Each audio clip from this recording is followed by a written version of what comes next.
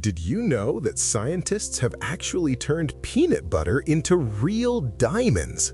Yes, the same spread you put on toast can be transformed into one of Earth's most precious gemstones. It sounds impossible, but it's completely real, and it all comes down to extreme pressure and heat. Here's the secret. Diamonds are just carbon atoms arranged in a specific crystal structure. Peanut butter is packed with carbon. It's an organic material made of fats, proteins, and carbohydrates. German scientist Dan Frost realized that if he could recreate the extreme conditions found deep inside Earth's mantle, he could force peanut butter's carbon atoms to rearrange into diamonds.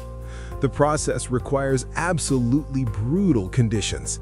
Frost heats the peanut butter to over 2200 degrees Celsius, hotter than a volcano, while simultaneously crushing it with 1.3 million times the atmospheric pressure of Earth. That's the same pressure found 500 miles below the planet's surface in the lower mantle. The peanut butter gets squeezed twice. First, a piston compresses it at 280,000 atmospheres of pressure while cooking it.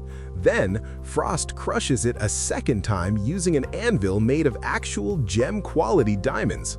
The result? Real lab-created diamonds, though tiny ones, only about 3 millimeters across, and it takes weeks to grow them. And here's the craziest part.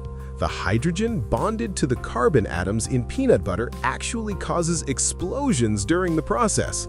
Frost says hydrogen is released and destroys the experiment, but only after the peanut butter has already been converted into a real diamond. It's messy, slow, and impractical, but it proves that almost any carbon-rich material can become a diamond under extreme conditions. Want to learn more mind-blowing facts like this? Visit Sikho.ai for daily discoveries that'll make you see the world differently.